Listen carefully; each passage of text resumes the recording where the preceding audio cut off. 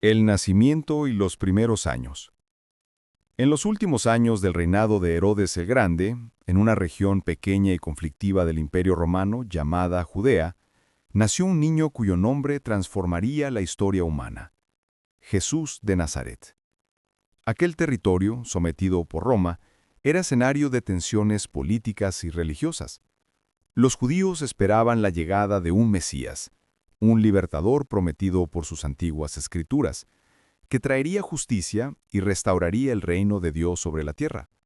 Nazaret, una aldea diminuta, en la región de Galilea, se encontraba lejos del poder político de Jerusalén.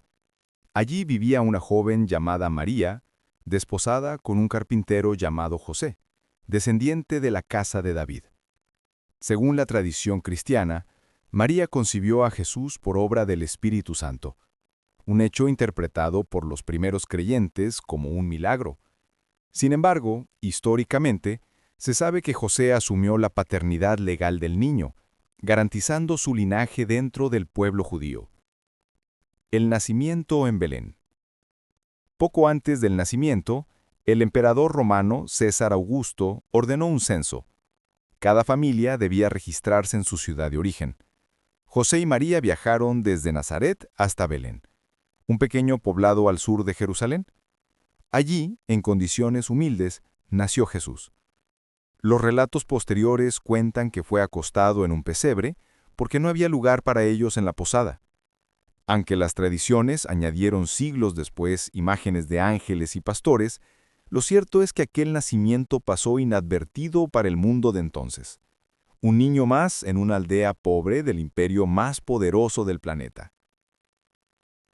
Belén se encontraba bajo el dominio de Herodes el Grande, un rey vasallo de Roma conocido por su crueldad y sus grandes construcciones como la ampliación del Templo de Jerusalén.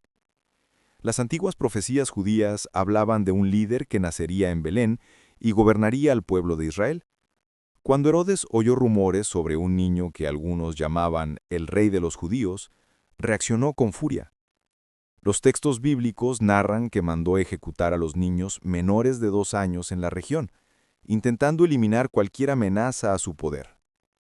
José, advertido del peligro, tomó a su familia y huyó hacia Egipto, donde permanecieron hasta la muerte de Herodes. Históricamente, muchos estudiosos consideran este episodio verosímil dentro del contexto de persecuciones políticas y de los movimientos mesiánicos de la época. La infancia en Nazaret. Al regresar de Egipto, la familia se estableció nuevamente en Nazaret. Era una aldea pequeña, de no más de unas pocas decenas de familias.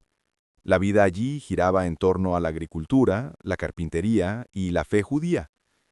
Jesús creció como un niño judío común. Aprendió la Torá, participó en las festividades religiosas y probablemente ayudó a su padre en el taller. Nada extraordinario se registra de su infancia en las fuentes históricas, salvo un relato sobre su visita al Templo de Jerusalén a los 12 años, donde demostró una inteligencia y comprensión poco comunes para su edad. Aquella anécdota reflejaría su posterior vocación de maestro y su profundo conocimiento de las Escrituras. Durante su juventud, el mundo en el que vivía era complejo. El Imperio Romano controlaba toda la región mediante prefectos militares y autoridades locales. Los judíos sufrían impuestos pesados, desigualdad social y una continua tensión entre quienes aceptaban el dominio romano y quienes lo rechazaban. En ese ambiente surgían movimientos religiosos y políticos: fariseos, saduceos, esenios y celotes, que discutían sobre el modo de vivir la fe en medio de la opresión. El ambiente religioso y político. En Galilea, donde Jesús pasó la mayor parte de su vida, existía una mezcla de culturas: judíos devotos, campesinos pobres, recaudadores de impuestos y soldados romanos. La región era conocida por su acento particular y por ser un territorio de frontera, algo despreciado por las élites de Jerusalén. El Templo de Jerusalén, reconstruido por Herodes, era el centro de la religión judía. Allí se realizaban los sacrificios, las ofrendas y los rituales de purificación. Sin embargo, muchos consideraban que la institución se había corrompido. Los sacerdotes y escribas estaban estrechamente vinculados al poder romano, y los más pobres se sentían abandonados por las autoridades religiosas. Es en este contexto donde Jesús comenzaría, años más tarde, su predicación sobre el reino de Dios, un mensaje que desafiaba tanto a la opresión imperial como a la rigidez de las tradiciones religiosas. El silencio de los años ocultos. Las fuentes históricas no mencionan la vida de Jesús entre los 12 y los 30 años. Es un periodo que los estudiosos llaman los años ocultos. Algunos piensan que trabajó como artesano en Nazaret o en las ciudades cercanas como Séforis, donde había intensa actividad constructora bajo dominio romano. Allí pudo haber tenido contacto con diversas culturas y con ideas filosóficas griegas, además del pensamiento judío tradicional. Lo cierto es que cuando reaparece en la historia, Jesús ya era un adulto con una visión clara sobre la injusticia social, la hipocresía religiosa y la necesidad de un cambio profundo en el corazón humano. El bautismo en el Jordán. Alrededor del año 27 o 28, después de Cristo, surge la figura de Juan el Bautista, un predicador ascético que llamaba a la conversión y bautizaba en el río Jordán. Su mensaje era directo: arrepiéntanse porque el reino de Dios está cerca. Multitudes acudían a escucharlo, incluidos soldados, campesinos y recaudadores de impuestos. Juan denunciaba la corrupción del poder, incluso la del rey Herodes Antipas, hijo de Herodes el Grande. Jesús se presentó ante Juan para ser bautizado. Aquel acto marcó el inicio de su vida pública. Según las fuentes cristianas, durante el bautismo, Jesús experimentó una confirmación espiritual de su misión. Desde una mirada histórica, este momento representa su entrada a la escena religiosa del judaísmo del siglo I, un movimiento de renovación ética y espiritual en medio del control romano. Después del bautismo, Jesús se retiró durante un tiempo al desierto de Judea, donde reflexionó y oró. Las tradiciones posteriores hablan de tentaciones y de un enfrentamiento simbólico con el mal, interpretado como una preparación interior para su misión. El regreso a Galilea e inicio del mensaje. Cuando regresó a Galilea, Jesús comenzó a predicar en las aldeas y sinagogas locales. Su mensaje se centraba en una idea central: el reino de Dios está cerca. Pero su concepto de ese reino no era político ni militar, como muchos esperaban, sino espiritual y moral, un estado de justicia, amor y perdón que debía comenzar en el corazón de las personas. Su forma de enseñar era sencilla y profunda. Usaba parábolas, pequeñas historias con sentido moral o espiritual, que hablaban de semillas, pescadores, ovejas escondidas y tesoros escondidos. De esa manera, su mensaje llegaba tanto a campesinos como a sabios. Jesús hablaba de un Dios misericordioso, cercano al sufrimiento humano, y rechazaba la hipocresía de quienes practicaban la religión solo por apariencia. Esto le granjeó la simpatía del pueblo, pero también la desconfianza de los líderes religiosos que veían en él una amenaza al orden establecido. Los primeros discípulos. A medida que su fama crecía, Jesús reunió a un grupo de seguidores. Entre ellos estaban Pedro, Andrés, Santiago, Juan, Mateo y otros. La mayoría eran hombres comunes: pescadores, cobradores de impuestos, trabajadores del campo. No eran sacerdotes ni sabios, sino gente sencilla que vio en él algo diferente: autoridad moral, compasión y una esperanza nueva. Su comunidad itinerante recorría pueblos y aldeas, anunciando el reino de Dios, curando enfermos y acogiendo a marginados.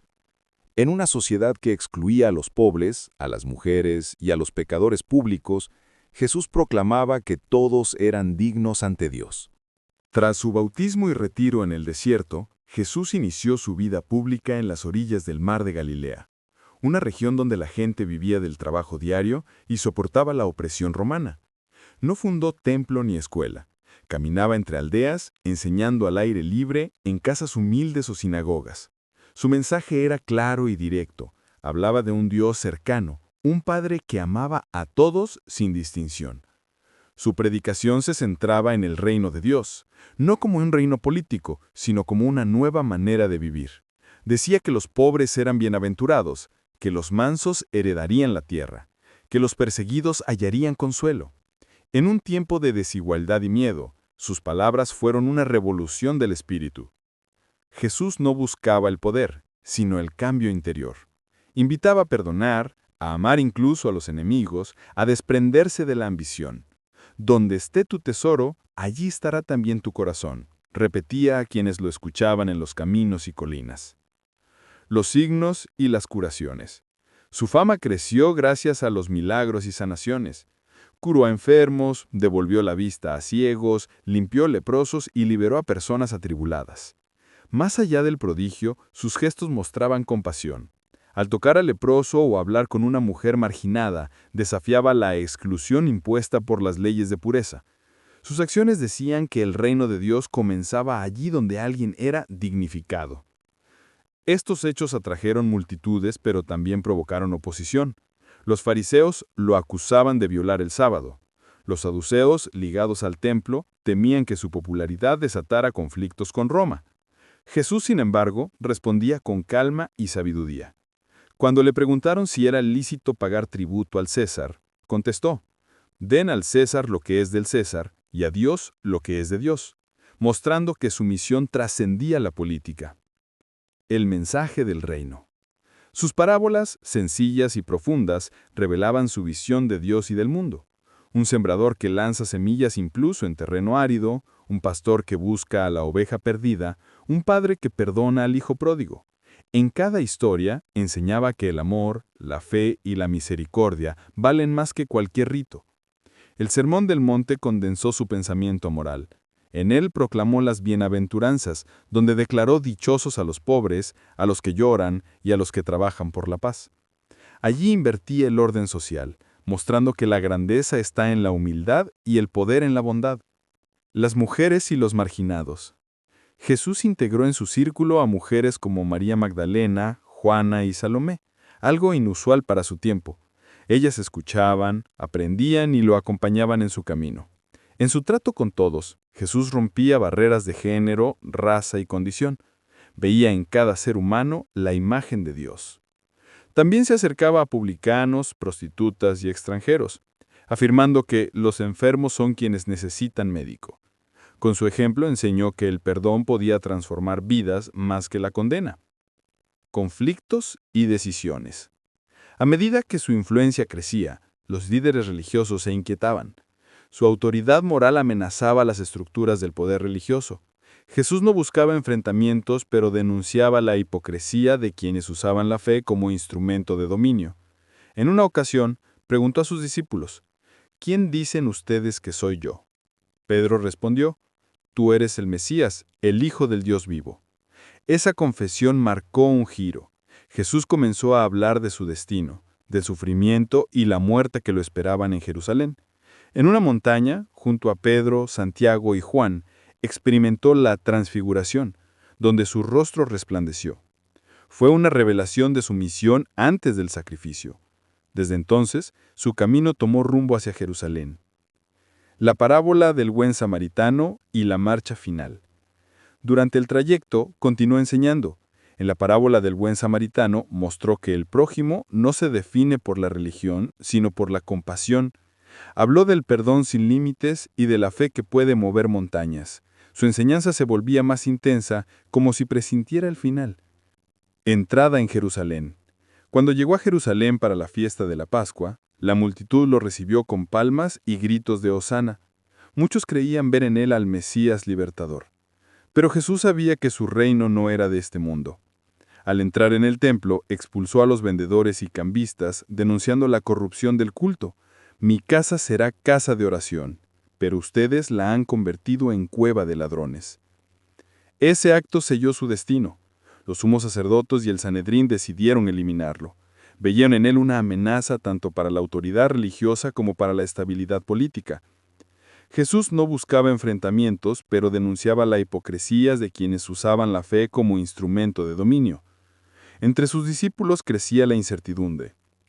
Judas Iscariote, decepcionado o confundido, comenzó a distanciarse. La tensión en la ciudad era palpable. Los romanos vigilaban, los sacerdotes conspiraban y el pueblo esperaba un signo. Jesús comprendía que su mensaje había tocado corazones, pero también había encendido la ira de quienes no soportaban su visión de un Dios libre de los límites humanos. En la calma de la tarde, mientras contemplaba Jerusalén desde el Monte de los Olivos, lloró por la ciudad que no reconocía la paz que se le ofrecía. Sabía que el final se acercaba, pero también que su mensaje, el amor que vence al odio, la esperanza que vence al miedo, ya había echado raíces en el alma de su pueblo. Pronto vendría la cena, la traición y el sacrificio, pero el reino que había anunciado no podría ser destruido, porque habitaba en el corazón de los hombres. La pasión, la muerte y el legado. La llegada de Jesús a Jerusalén marcó el inicio del desenlace. Era tiempo de Pascua, la gran fiesta judía que conmemoraba la liberación del pueblo de Egipto. Miles de peregrinos abarrotaban las calles, mientras los soldados romanos vigilaban desde las torres del templo para evitar cualquier levantamiento. En ese ambiente tenso, Jesús entró en la ciudad montado en un asno, símbolo de humildad, mientras la multitud lo aclamaba con ramas de palma y gritos de hosana. Para el pueblo aquel maestro representaba la esperanza, para las autoridades, una amenaza. Poco después, Jesús entró en el templo de Jerusalén y expulsó a los vendedores y cambistas que comerciaban en los patios sagrados. Volcó las mesas y exclamó: «Mi casa será casa de oración, pero ustedes la han convertido en cueva de ladrones». Ese acto desafiante fue la chispa que encendió la decisión de sus enemigos. El consejo de los sacerdotes no podía tolerar más su influencia. Desde ese momento comenzaron los planes para arrestarlo en secreto y eliminarlo sin provocar disturbios. La última cena. Consciente de lo que iba a suceder, Jesús se reunió con sus discípulos para celebrar la cena pascual. Lo hizo en una casa sencilla, en una sala alta, lejos del bullicio. El ambiente era solemne, cargado de emoción. Durante la cena tomó el pan, lo partió y lo compartió diciendo: «Esto es mi cuerpo, que se entrega por ustedes». Luego alzó una copa de vino y añadió: «Esta es mi sangre, que será derramada por muchos para el perdón». Aquellas palabras no fueron un ritual vacío, sino un gesto de despedida y de amor. Con ese acto Jesús transformó la antigua Pascua en un símbolo nuevo, la alianza no escrita en piedra, sino en el corazón humano. Durante la cena también lavó los pies de sus discípulos, una tarea reservada a los siervos. Con ese gesto les enseñó que el verdadero liderazgo se demuestra en el servicio, no en el poder. Mientras ellos discutían quién sería el mayor, Él mostró que la grandeza está en la humildad. Sin embargo, entre los presentes había uno que había decidido traicionarlo. Judas Iscariote, movido por la desilusión o la ambición, ya había acordado entregar a su maestro a las autoridades a cambio de unas monedas de plata. Jesús, al mirarlo, le dijo: «Lo que vas a hacer, hazlo pronto». Judas salió en silencio hasta la noche. El huerto de Getsemaní. Después de la cena, Jesús salió con algunos discípulos hacia el huerto de Getsemaní, al pie del Monte de los Olivos. Era un lugar de retiro donde solía orar. Allí, en medio de la oscuridad y del silencio, se apartó para hablar con su Padre. Su oración fue intensa: «Padre, si es posible, aparta de mí este cáliz, pero no se haga mi voluntad sino la tuya». Los evangelios describen su angustia. Sudaba gotas de sangre, símbolo de su humanidad profunda. No era un héroe sin miedo, sino un hombre que enfrentaba el dolor con fe.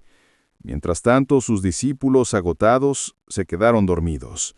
Al poco tiempo, Judas apareció al frente de un grupo de guardias enviados por los sumos sacerdotes. Llevaban antorchas, espadas y palos.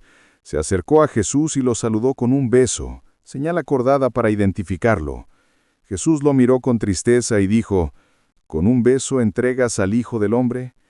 En ese instante los soldados lo arrestaron, Pedro, en un arrebato, sacó su espada e hirió a uno de ellos, pero Jesús lo detuvo. «Guarda tu espada. Quien a hierro mata, a hierro muere». Luego fue llevado prisionero. El juicio ante el Sanedrín y Pilato. Esa noche lo presentaron ante el Sanedrín, el Consejo Religioso Supremo. Lo acusaron de blasfemia por proclamarse hijo de Dios y por anunciar la destrucción del templo. Los testigos se contradecían y el juicio fue irregular. Finalmente, el sumo sacerdote le preguntó: «¿Eres tú el Mesías, el Hijo del Bendito?». Jesús respondió: «Tú lo has dicho». Esa respuesta bastó para condenarlo, pero el Sanedrín no tenía autoridad para ejecutar la pena de muerte, así que lo enviaron ante Poncio Pilato, el gobernador romano. Pilato lo interrogó en su residencia. Preguntó: «¿Eres tú el rey de los judíos?». Jesús respondió: «Mi reino no es de este mundo». El gobernador comprendió que no era un rebelde político, sino un predicador religioso, pero las autoridades insistieron en que era peligroso. Para evitar disturbios, Pilato cedió a la presión de la multitud. Siguiendo una costumbre de Pascua, ofreció liberar a un prisionero, Jesús o Barrabás. Un insurgente acusado de asesinato, la multitud instigada pidió la libertad de Barrabás. Pilato se lavó las manos públicamente y entregó a Jesús para ser crucificado. El camino al Gólgota. Los soldados lo azotaron brutalmente, colocaron sobre su cabeza una corona de espinas y lo vistieron con un manto púrpura en señal de burla. Le escupieron y se arrodillaron irónicamente diciendo: «Salve, Rey de los judíos». Luego lo obligaron a cargar la cruz por las empinadas calles de Jerusalén, camino al Gólgota, el lugar de las ejecuciones. Durante el trayecto una multitud lo seguía. Algunas mujeres lloraban y él les dijo: «No lloren por mí, lloren por ustedes y por sus hijos». Un hombre de Cirene llamado Simón fue obligado a ayudarle a llevar la cruz. Cada paso era un acto de resistencia silenciosa. Cuando llegaron al lugar, lo despojaron de sus vestidos y lo clavaron en la cruz. Junto a él fueron crucificados dos hombres. Sobre su cabeza colocaron un letrero escrito en latín, griego y hebreo: «Jesús de Nazaret, Rey de los judíos». Mientras agonizaba, Jesús dijo: «Padre, perdónalos, porque no saben lo que hacen». Sus palabras en medio del tormento revelaban una compasión sin límites. A uno de los ladrones que lo acompañaban, que reconoció su inocencia, le prometió: «Hoy estaréis conmigo en el paraíso». Al mediodía, según los relatos, el cielo se oscureció. Después de horas de sufrimiento, exclamó: «Todo está cumplido». Luego inclinó la cabeza y murió. La sepultura. Un miembro del consejo, José de Arimatea, pidió permiso a Pilato para darle sepultura. Junto con Nicodemo envolvieron el cuerpo en lienzos con aromas y lo colocaron en un sepulcro nuevo excavado en la roca. Una gran piedra fue rodada para cerrar la entrada. Los soldados vigilaban, temiendo que sus seguidores intentaran recuperarlo. Durante los días siguientes, los discípulos se escondieron. La esperanza parecía perdida. Pedro lloraba por haberlo negado 3 veces y los demás temían ser arrestados. El movimiento que había prometido el reino de Dios se disolvía entre el miedo y la confusión. El amanecer del tercer día. Al tercer día, muy temprano, varias mujeres fueron al sepulcro para ungir el cuerpo, pero al llegar, encontraron la piedra removida y el lugar vacío. María Magdalena lloraba cuando escuchó una voz que la llamó por su nombre. Al volverse lo reconoció. A partir de ese momento los discípulos comenzaron a relatar experiencias similares, encuentros, apariciones, palabras de paz. Más allá de la interpretación literal o espiritual, lo cierto es que aquellas experiencias transformaron completamente al grupo. Los que antes se habían escondido salieron a proclamar que Jesús estaba vivo, que su mensaje no había sido derrotado por la muerte. El legado de Jesús. Con el tiempo, ese grupo de hombres y mujeres comenzó a reunirse, a compartir el pan y el vino en memoria del Maestro y a predicar su mensaje por toda Judea y el Imperio Romano. Su fe se convirtió en el corazón de una nueva comunidad, la Iglesia primitiva. Historiadores antiguos como Flavio Josefo, Tácito y Plinio el Joven registraron la existencia de Jesús y el surgimiento de sus seguidores, confirmando que no fue una invención mitológica, sino un hecho histórico con profundas consecuencias. El legado de Jesús no se limitó a una religión.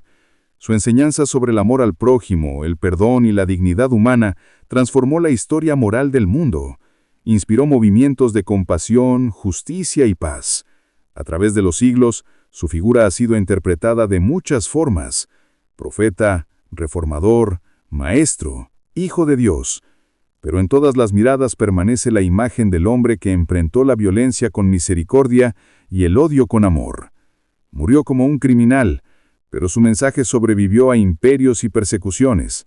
2000 años después, su voz aún resuena en el corazón de millones: ámense los unos a los otros como yo los he amado.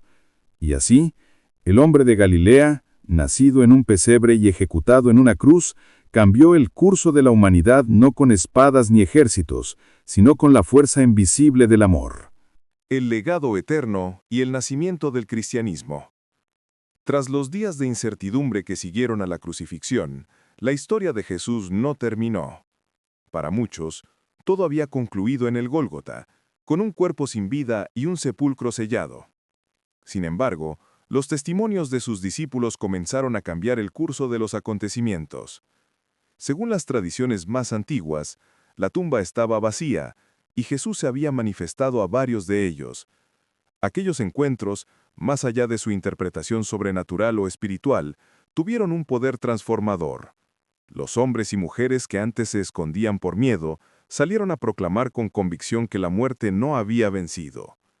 Las apariciones, descritas con sencillez en los primeros relatos, hablaban de un maestro que se presentaba entre ellos diciendo: «La paz sea con ustedes». No buscaba venganza ni reproche, sino fortaleza para los suyos. La experiencia fue tan profunda que marcó el inicio de un movimiento completamente nuevo. Los discípulos ya no eran simples seguidores, se convirtieron en testigos. La misión en Jerusalén. Los primeros días tras la resurrección fueron decisivos. Los discípulos se reunían en Jerusalén, en casas humildes, para orar, compartir el pan y recordar las palabras del Maestro. Aquellas reuniones se conocieron como Eclesia, la asamblea de los llamados, y serían el germen de lo que más tarde se conocería como Iglesia. Pedro, que antes había negado conocer a Jesús, asumió un papel de liderazgo. Su voz resonó en las plazas y en el templo, anunciando que aquel a quien habían crucificado era el enviado de Dios. Los relatos cuentan que cientos de personas se unían cada día, impulsadas por la fuerza del mensaje: amor, perdón y esperanza en la vida eterna. No obstante, el entusiasmo pronto se encontró con la oposición. Las autoridades religiosas, temerosas de un nuevo levantamiento, comenzaron a perseguir a los seguidores del Nazareno. Algunos fueron arrestados, y otros, como Esteban, fueron ejecutados por predicar en su nombre. Pero lejos de destruir el movimiento, la persecución lo expandió. Los discípulos huyeron hacia otras regiones y llevaron consigo la enseñanza del Maestro. La expansión del mensaje. A lo largo de los años siguientes, el mensaje de Jesús comenzó a cruzar las fronteras de Judea. Uno de los grandes protagonistas de esa expansión fue Saulo de Tarso, un fariseo que al principio había perseguido con fervor a los cristianos. Según su propio testimonio, una experiencia decisiva en el camino a Damasco transformó su vida. Cayó al suelo cegado por una luz y escuchó una voz que le decía: «Saulo, ¿por qué me persigues?». Desde ese momento adoptó el nombre de Pablo y se convirtió en el más apasionado mensajero del Evangelio. Pablo viajó por Asia Menor, Grecia y Roma, fundando comunidades y escribiendo cartas que aún hoy forman parte del Nuevo Testamento. Su visión universalista cambió el rumbo del cristianismo. Proclamó que el mensaje de Jesús no era solo para el pueblo judío, sino para toda la humanidad. Enseñó que la salvación no dependía de la ley, sino de la fe y del amor. Mientras tanto, otros discípulos también llevaron la enseñanza a distintas regiones: Tomás a la India, Marcos a Egipto, Pedro y Juan al mundo helenístico. Aquellos hombres sencillos, en su mayoría pescadores y campesinos, se convirtieron en embajadores de una fe que desafiaba la estructura del Imperio Romano. La memoria y los evangelios. Con el paso del tiempo, las historias y enseñanzas de Jesús comenzaron a transmitirse por tradición oral. Las primeras comunidades contaban lo que habían visto y oído, hasta que hacia el año 70 después de Cristo, los discípulos de aquellos testigos comenzaron a poner por escrito los relatos. Así nacieron los evangelios. El primero en escribirse probablemente fue el de Marcos, un texto breve y directo que mostraba a Jesús como un hombre de acción y compasión. Después surgieron los de Mateo y Lucas, que añadieron parábolas, discursos y el relato del nacimiento. Finalmente, Juan escribió un evangelio más reflexivo y simbólico, centrado en la divinidad del Maestro. Aunque cada uno tiene su estilo, todos comparten una convicción profunda. Jesús no fue un mito, sino una presencia viva que había transformado sus vidas. Los evangelios no eran biografías en el sentido moderno, sino testimonios de fe escritos en medio de un mundo convulso, dominado por Roma y marcado por la esperanza de redención. La persecución y el testimonio. A medida que el cristianismo crecía, también aumentaba la hostilidad del imperio. Los romanos veían con desconfianza a un grupo que se negaba a rendir culto al emperador y que proclamaba a un rey crucificado. Muchos cristianos fueron llevados a juicio y condenados por su fe. En tiempos del emperador Nerón, tras el incendio de Roma en el año 64, los seguidores de Jesús fueron culpados y perseguidos con crueldad.